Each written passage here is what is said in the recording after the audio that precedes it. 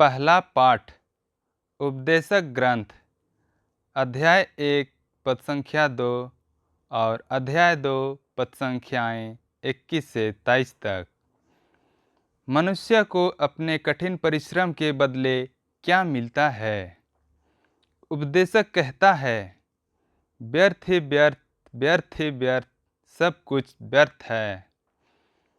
मनुष्य समझदारी, कौशल और सफलता से काम करने के बाद जो कुछ एकत्र कर लेता है, उसे वह सब कुछ ऐसे व्यक्ति के लिए छोड़ देना पड़ता है जिसने उसके लिए कोई भी परिश्रम नहीं किया है।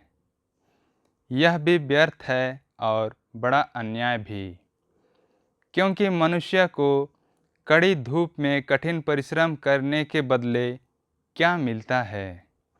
जीवन भर का परिश्रम, भारी चिंता और रात के जागरण, यह सब व्यर्थ है। प्रभु की वाणी। ईश्वर को धन्यवाद।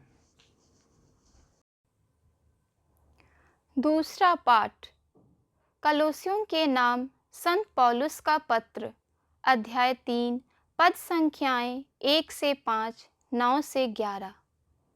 पाठ का मूल संदेश है, आप लोग ऊपर की चीज़ें खोजते रहें जहाँ मसीह विराजमान हैं। आप लोग मसीह के साथ ही जी उठे हैं, जो ईश्वर के दाहिने विराजमान हैं। इसलिए ऊपर की चीज़ें खोजते रहें।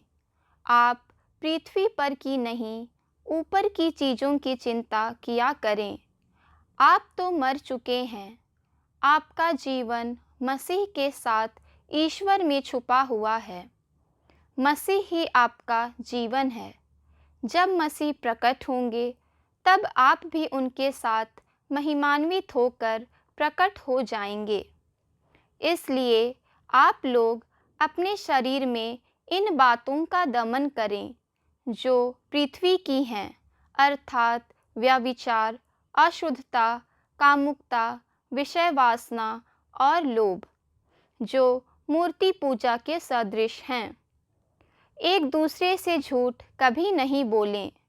आप लोगों ने अपना पुराना स्वभाव और उसके कर्मों को उतारकर एक नया स्वभाव धारण किया। वह स्वभाव अपने सृष्टिकर्ता का प्रतिरूप बनकर नवीन हो जाता और सच्चाई के ज्ञान की ओर आगे बढ़ता है, जहाँ पहुंचकर कोई भेद नहीं रहता, जहाँ ना यूनानी है या यहूदी, ना खतना है या खतना का अभाव, ना बर्बर है ना स्कूती, ना दास और ना स्वतंत्र। वहाँ केवल मसीह हैं, जो सब कुछ और सब में है। प्रभु की वाणी। ईश्वर को धन्यवाद।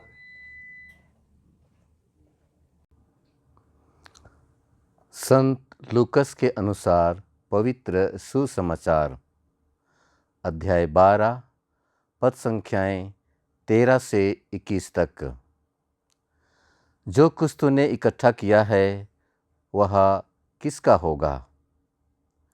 भीड़ में से किसी ने यीशु से कहा, गुरुवर, मेरे भाई से कहिए कि वह मेरे लिए पैतृक संपत्ति का बंटवारा कर दे। उन्होंने उससे उत्तर दिया, अरे भाई, किसने मुझे तुम्हारा पंच या बंटवारा करने वाला नियुक्त किया है? तब यीशु ने उनसे कहा, सावधान रहो और हर प्रकार के लोभ से बचे रहो, क्योंकि किसी के पास कितनी ही संपत्ति क्यों ना हो, उस संपत्ति से उसके जीवन की रक्षा नहीं होती। फिर यीशु ने उनको यह दृष्टांत सुनाया। किसी धनवान की ज़मीन में बहुत फसल हुई थी। वह अपने मन में इस प्रकार विचार करने लगा, मैं क्या करूं? मेरे यहाँ जगह नहीं है जहाँ अपनी फसल रख दूं। तब उसने कहा, मैं यह करूँगा, अपने भंडारों को तोड़कर उनसे और बड़े भंडार बनाऊँगा, उनमें अपनी सारी उपज और अपना माल इकट्ठा करूँगा और अपनी आत्मा से कहूँगा, अरे भाई, तुम्हारे पास वर्षों के लिए बहुत सा माल इकट्ठा है, इसलिए विश्राम करो, खाओ पियो और मौज उड़ाओ।